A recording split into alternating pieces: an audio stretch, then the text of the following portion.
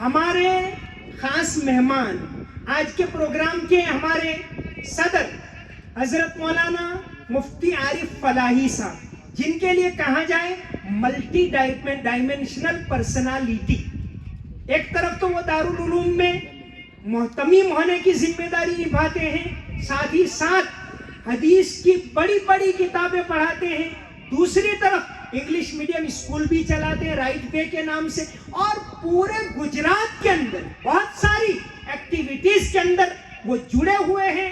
میں دعوت دیتا ہوں، شراب کوہن پھر پلا ساقیہ، وہی جام گردش میں لا شاقیہ، جوانوں کو سوزے جگر بخش دے، تیرا عشق تیری نظر بخش دے. حضرت مولانا مفتی عارف فلاحی صاحب.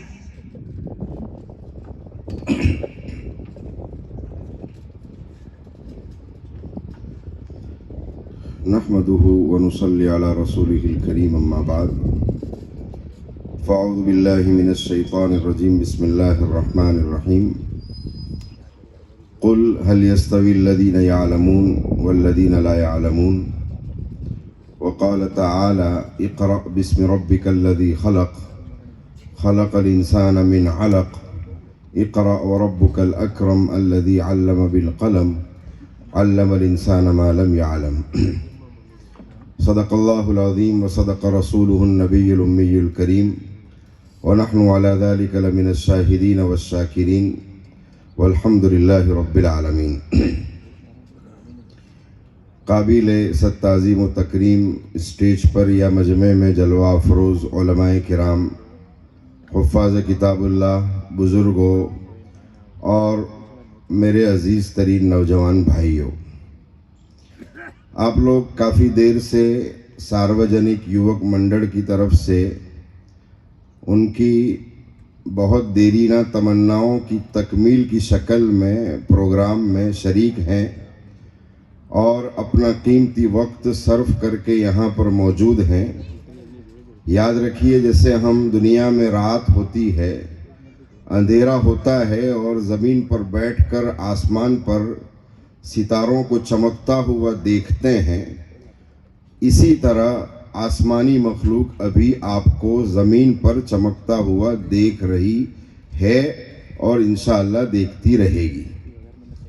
اس لیے کہ جس کانسیپٹ کو لے کر ابھی ہم یہاں جمع ہیں، وہ کانسیپٹ کوئی غیر اسلامی کانسیپٹ نہیں ہے، وہ کوئی اسلام سے ہٹ کر سبجیکٹ یا اسلام سے ہٹ کر کوئی بات نہیں ہے. ابھی حضرت مفتی نثار صاحب نے ماشاءاللہ جو بات بیان فرمائی کہ آپ صلی اللہ علیہ وسلم نے روز اول سے علم کی اہمیت کو مد نظر رکھتے ہوئے مکہ ہی میں دار ارقم میں مدرسے کا آغاز کیا تھا. میں اسی بات کو تھوڑا آگے بڑھا کر کہ بے شک مخلوق میں آپ صلی اللہ علیہ وسلم نے اپنی طرف سے مکۃ المکرمہ میں دار ارقم میں ایک مدرسے کا اور تعلیم گاہ کا آغاز کیا تھا، لیکن اس سے پہلے خود خالق ارض و سمان ہے. جنت کو قائم فرما کر جب انسان کو اپنا نائب اور خلیفہ بنا کر دنیا میں انسان کو پیش آنے والی قیامت تک کی جتنی بھی پروگریس والی، وکاس والی اور ڈیولپمنٹ والی چیزیں ہو سکتی ہے، اس کو سکھانے کے لیے خود اللہ پہلا ٹیچر بن کر اول نمبر پر اسٹوڈنٹ اور شاگرد انسان کی شکل میں حضرت آدم کو بنا کر جنت میں مدرسے کا نظام قائم فرماتے ہیں. اور سمجھیے کہ یونیورسٹیز میں، مدارس میں، اسکول میں آپ نے دیکھا ہوگا جو گرینری قائم کی جاتی ہے، یہ بھی سنت اللہ ہے کہ اس نے وہاں پر ایک یونیورسٹی اور مدرسے کا آغاز کیا.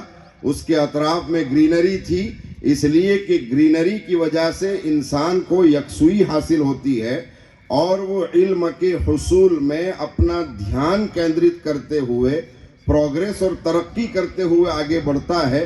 تو دنیا کے لوگوں نے اسی سے سبق لے کر اپنی تعلیم گاہوں میں بھی اس کا آغاز کیا ہوا ہے. میں اس کی طرف نہ جاتے ہوئے وَعَلَّمَ آدَمَ الْأَسْمَاءَ كُلَّهَا ثُمَّ عَرَضَهُمْ عَلَى الْمَلَائِكَةِ فَقَالَ أَنْبِئُونِي بِأَسْمَاءِ هَؤُلَاءِ میں سب سے پہلے ٹیچر اللہ ہیں اور شاگرد اور اسٹوڈنٹ کی شکل میں حضرت آدم ہیں.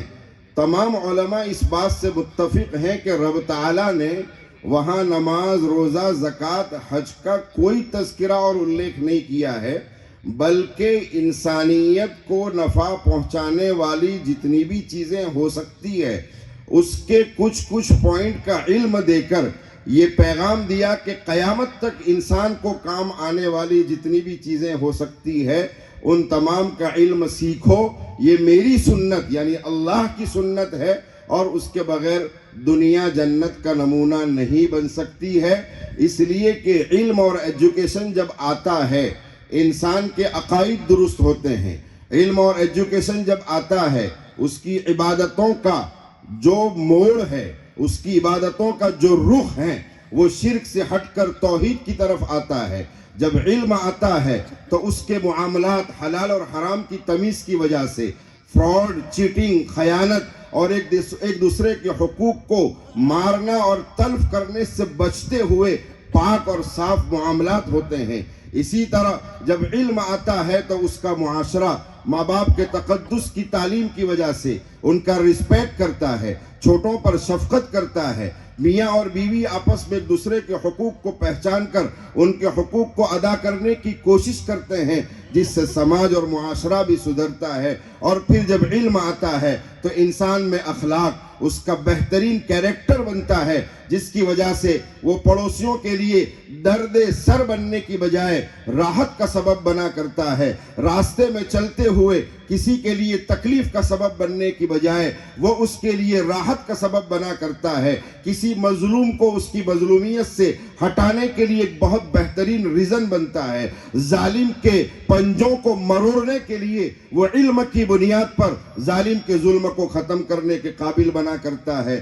تو علم ہی ایک ایسا ہتھیار ہے جو میرے اور آپ کے عقیدے کا رخ درست کرتا ہے، جس سے خالق اور مالک راضی ہو جاتا ہے۔ علم ہی ایک ایسا ہتھیار ہے جس سے میری اور آپ کی عبادتوں کا رخ درست ہوتا ہے۔ علم ہی ایک ایسا ہتھیار ہے جس سے میرا معاشرہ اور میرا سماج درست ہوتا ہے، اور علم ہی ایک ایسا ہتھیار ہے بازاروں کی کنڈیشنز جو آج کل بیاج اور سود، فراڈ اور چیٹنگ اور غلط مال کو بیچنے کے جو طریقے، یا اسی طرح جو ٹینڈر پاس کیے جاتے ہیں اور اس میں لانچ اور رشوت کے نام پر اپنی اور نسل کی تباہی کے جو دہانے کھولے جاتے ہیں، اگر اس کو بند کرنے کے لیے بہترین کوئی ہتھیار ہو سکتا ہے تو وہ علم اور ایجوکیشن ہے۔ اسی لیے رب تعالیٰ نے اپنا خلیفہ یعنی کائنات کا نظام چلانے کا وائس اور گویا کہ کائنات کے نظام کے چلانے کا نائب جس کو بنانا چاہا، اس کو دنیا کے پروگریس کے لیے کام آنے والے تمام علوم سکھا دیے، اور پھر فرمایا انہی علوم کی بنیاد پر ہم تمہارا مقام بڑھاتے ہیں۔ فرشتوں کی عبادتیں ایک طرف دھری کی دھری رہ جاتی ہیں، اور ان فرشتوں کو کہا جاتا ہے آدم کے سامنے ذرا اپنے آپ کو جھکا کے دکھا دیجئے۔ علم انسان کے مقام کو بڑھاتا ہے۔ اسی لیے میری اور آپ کی ہدایت کے لیے آنے والی جو آخری کتاب ہے اقرأ بسم ربک الذی خلق، میں بہت مختصر سے وقت میں بہت سے ہمارے علماء کرام نے دینی دنیاوی تعلیم کے درمیان کے فرق کو دور کرنے کے لیے ماشاءاللہ بیداری کا ثبوت دیا۔ میں اس بات کو بہت اچھی طرح دل کی گہرائیوں سے تسلیم کرتا ہوں کہ دارالعلوم دیوبند کی بنیاد اور علی گڑھ یونیورسٹی کی بنیاد جب الگ الگ ہوئی، وہیں سے بھارت کے مسلمانوں کا ستیہ ناش شروع ہوا تھا۔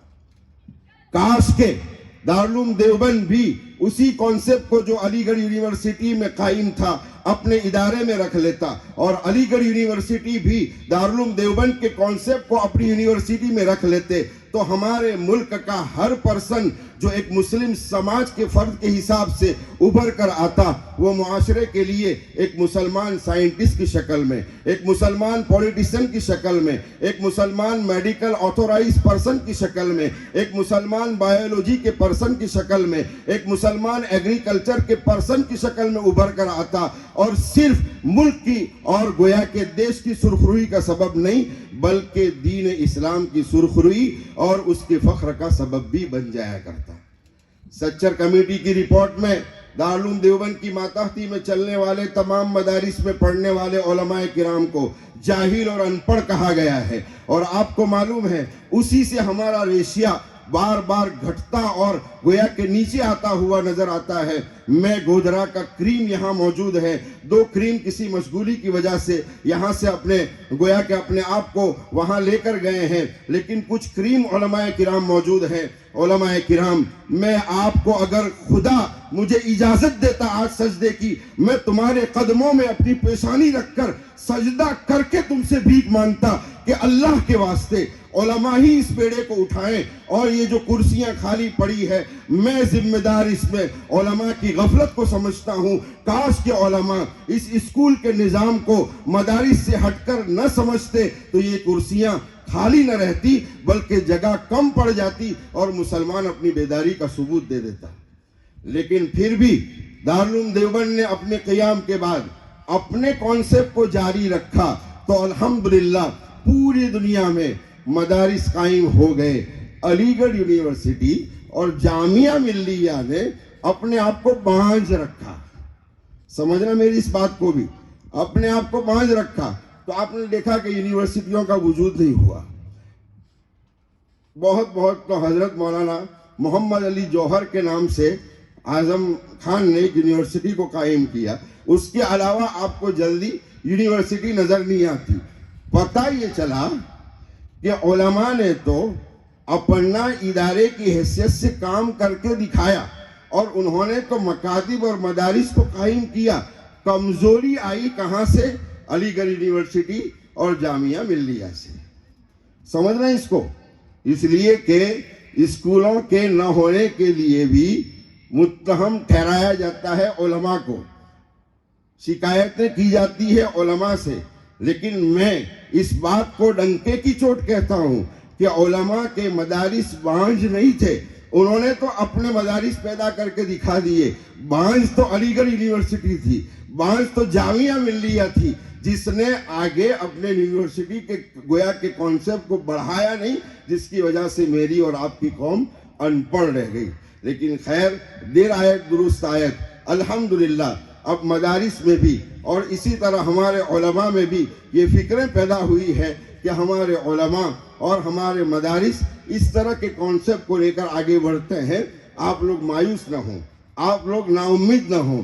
آپ ابھی اسکول شروع کر رہے ہیں، لیکن یاد رکھیے ابھی ہم دنیا میں تماشائی بن کر تھے، لیکن اب پلیئر بن کر اترنا شروع ہوئے ہیں، کھلاڑی بن کر اترنا شروع ہوئے ہیں۔ اور جب یہ قوم کھلاڑی بن کر اترتی ہے تو وہ بڑی بڑی ٹیموں کو ہرا دیتی ہے۔ میں ایک مثال دیتا ہوں۔ دنیا میں ایک نظام ابھی قائم ہے طالبان کا، جس کو اخباروں میں طالبانی سزا، ظلم کی سزا اور نہ معلوم کیسی کیسی سزاؤں سے تعبیر کر کے دنیا کے لوگوں کو مسلمانوں کا ایک تراثوادی خاکہ پیش کر کے گمراہ کرنے کی کوشش کی گئی۔ آپ بتائیے، جب سے طالبان کی اوریجنل حکومت افغانستان میں قائم ہے، اس کے بعد کون سا ظلم و تشدد ہو رہا ہے؟ کون سی زیادتی ہو رہی ہے؟ وہاں پر کون سی ایسی سزائیں دی جا رہی ہے جس کو میڈیا دکھا کر مسلمانوں کا سر شرم سے نیچا کر دکھائے؟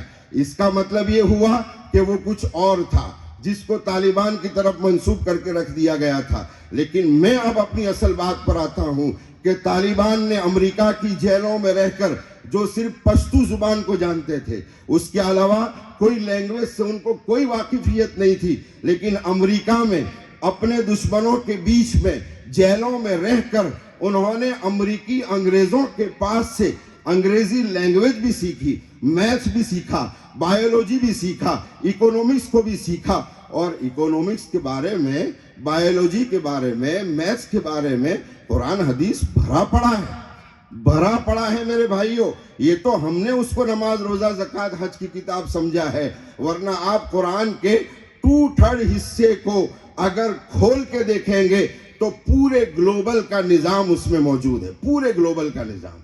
لیکن ہم ہیں کہ ہم نے تھوڑی سی دنیا میں اپنے آپ کو کنویں کا میڈک بنا کر رکھ دیا، جس کے نتیجے میں ہمیں قرآن کو مذہبی کتاب بنا کر پیش کرنے کی عادت پڑ گئی۔ یاد رکھیے، قرآن ہدایت کی کتاب ہے، مذہب کی کتاب نہیں ہے، ہدایت کی کتاب ہے، مذہب کی کتاب کہہ کر ہم نے ہمارے بھائیوں سے جو اس دیش میں رہتے ہیں ان کے پاس پہنچنے سے بھی ہماری کتاب کو روک دیا ہے۔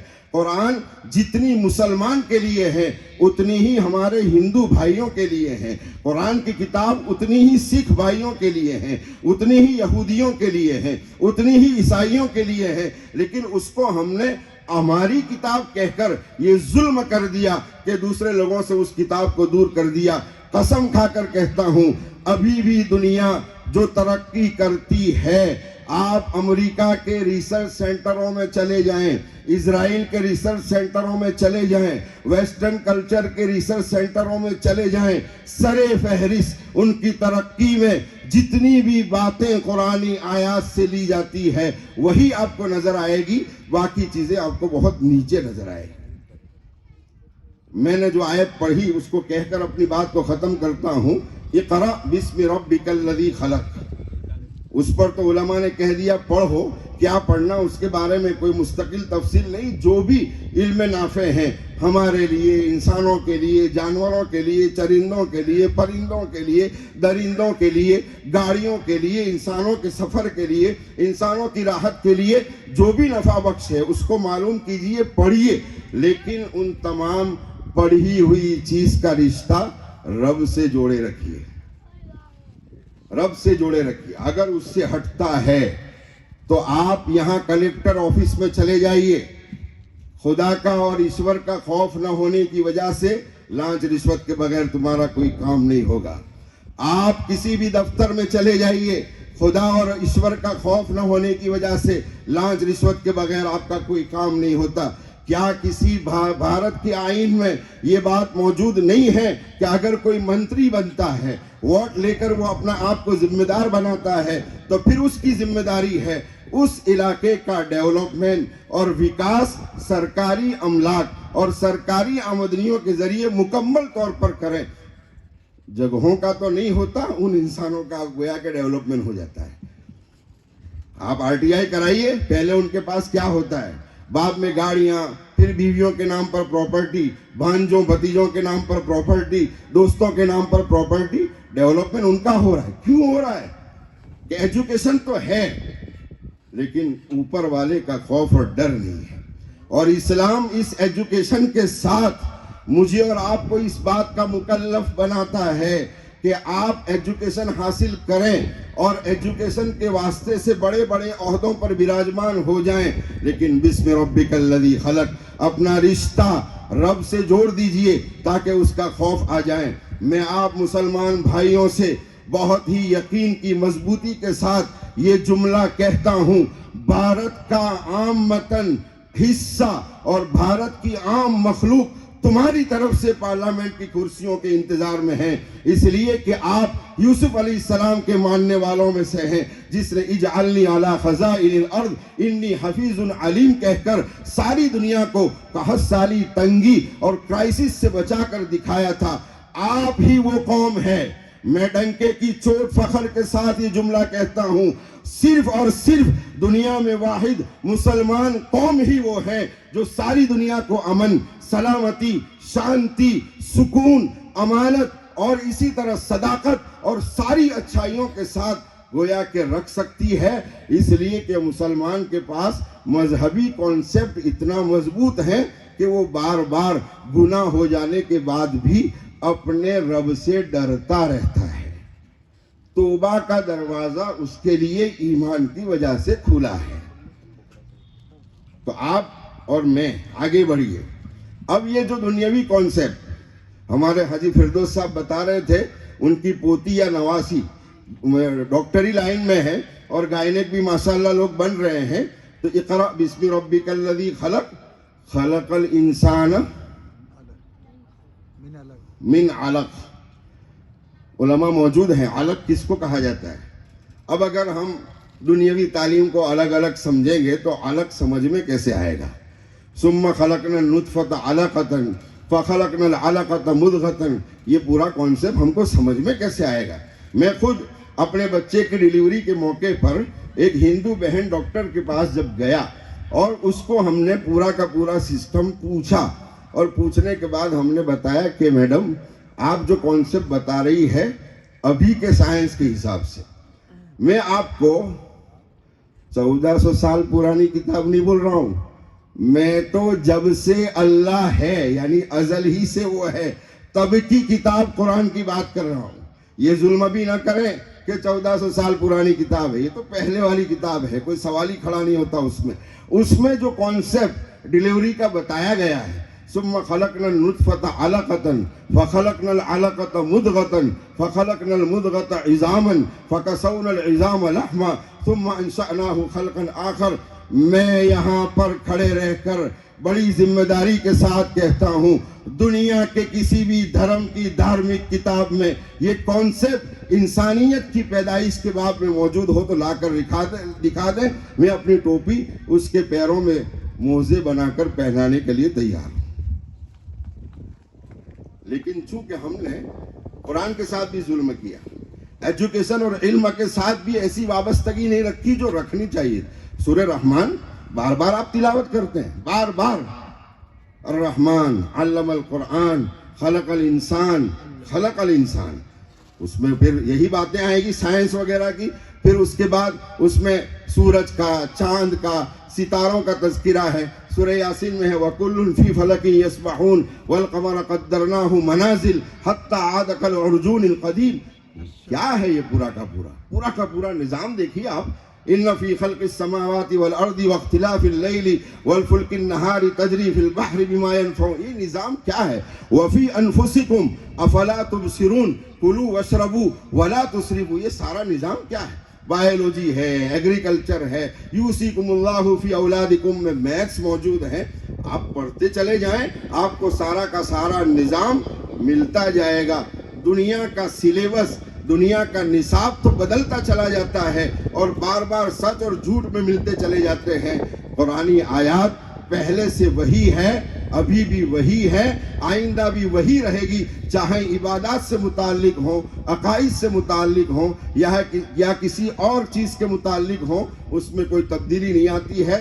لہذا یہ ساروجنک یوک منڈل کی طرف سے آپ کے علاقے میں جو پہل ہوئی ہے، بھائیوں اس کو گھر گھر پہنچائیں، اس کو گھر گھر پہنچائیں، اویئرنیس لائیں، بیداری لائیں اور اپنے اندر جاگروتی پیدا کریں۔ اور جاگروتی پیدا کرنے کے ساتھ جیسے میں بات لے کر کھڑا ہوا تھا کہ امریکہ کی جیلوں میں رہ کر طالبان نے سارے جس کو ہم دنیاوی علوم کہتے ہیں سیکھے، اور سیکھنے کے بعد جب اس پر پھر سے قبضہ ہوا تو قبضے کے بعد آپ لوگوں کے سامنے ہے کہ انہوں نے ایک ایسا نظام چلا کر دکھایا کہ 2.5 سال ہونے کے قریب ہے، وہاں پر کوئی بڑا جرم کا ارتکاب ہوا ہی نہیں ہے۔ کہاں طالبانی سزا وہاں دی جا رہی ہے، کہاں لوگوں کو مارا دھاڑا جا رہا ہے، یہاں موب لنچنگ ہوتا ہے، یہاں پر الپ سنکھیکوں کے ساتھ ظلم ہوتا ہے، یہاں پر مظلوموں کے ساتھ مزید ظلم ہوتا ہے، یہاں لوگوں کے حق مارے جاتے ہیں، غریبوں کو مکان دینے کے نام پر ان کے مکانوں میں بہت بڑی خیانتیں کر کے اپنے بڑے بڑے بنگلے بنائے جاتے ہیں۔ بات تو اس پر ہونی چاہیے، دوسرے ملکوں کی بات کر کے یہاں کے لوگوں کو اندھیروں میں رکھنے کی جو وجہ ہے وہ یہی ہے کہ میں اور آپ ایجوکیشن سے خالی ہیں۔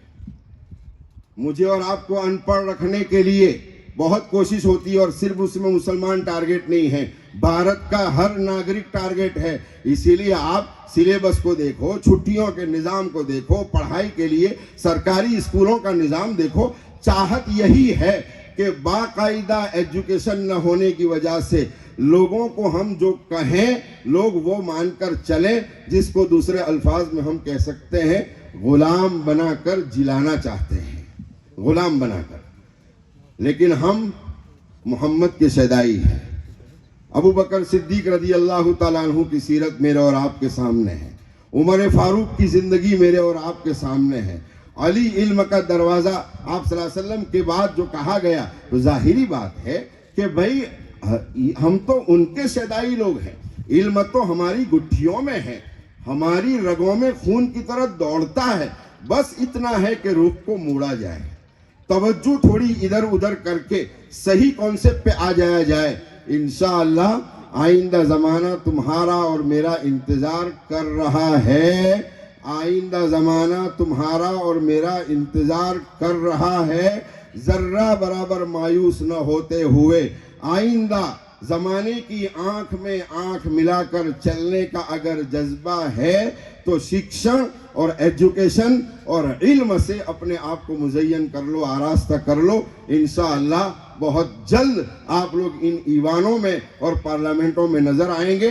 اور بھارت کا ہر ناگرک چاہے وہ ہندو ہوں، سکھ ہوں، عیسائی ہو، انشاءاللہ آپ سے سلامتی اور شانتی محسوس کرتا ہوا نظر آئے گا. پھر سے میں آپ سب کو مبارکباد پیش کرتا ہوں، چاہے آپ تھوڑے لوگ ہیں لیکن میرے لیے تو بہت زیادہ ہے. اس لیے کہ میں اپنا تجربہ بولتا ہوں اب، کہ میں نے جب رائٹ وے اسکول کا مشورہ کیا تو 7 لوگ تھے. کتنے لوگ تھے؟ ہم نے کوئی ایسی مجلس بھی نہیں کی تھی، صرف 7 لوگ تھے. 7 لوگوں میں سے 5 لوگ ایسے تھے جنہوں نے نیگیٹو بات کر کے، نکاراتمک بات کر کے میرے حوصلے کو توڑ دیا. لیکن میں ضدی آدمی ہوں بچپن سے، پتہ نہیں باپ بھی میرا ضدی تھا، تو ہم نے ٹھان لیا تھا کہ یہ کام کر کے رہیں گے. تو ان لوگوں کا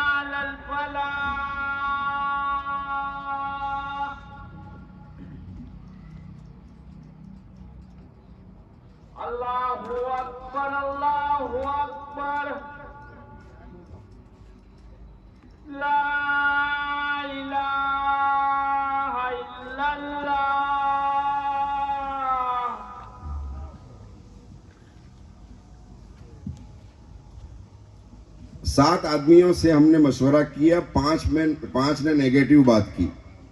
میں اور ہمارے دارالعلوم کے سیکریٹری جناب حاجی ایوب علی بھائی پٹیل دونوں بیٹھے ہوئے تھے. میں نے کہا ان لوگوں کی بات سن لیتے ہیں، سبحان اللہ و بحمدہ پڑھ لیتے ہیں، اس کے بعد پھر ہم بیٹھ کے بات کرتے ہیں. بہرحال ان کو پھر مشورہ کرنے کے بعد جانے دیا. ہم دونوں دوستوں نے مشورہ کیا، اور مشورے میں ہم نے یہ کہا کہ بھائی کچھ بھی ہو جائے ہم اسکول کو شروع کرتے ہیں. اگر ہمارے قوم کے باہر کے بچے نہیں آتے ہیں تو کم از کم دارالعلوم کے بچوں کو داخلہ دے کر بھی ہم 2-4 پیریڈ کے ذریعے اسکول کو شروع کرتے ہیں.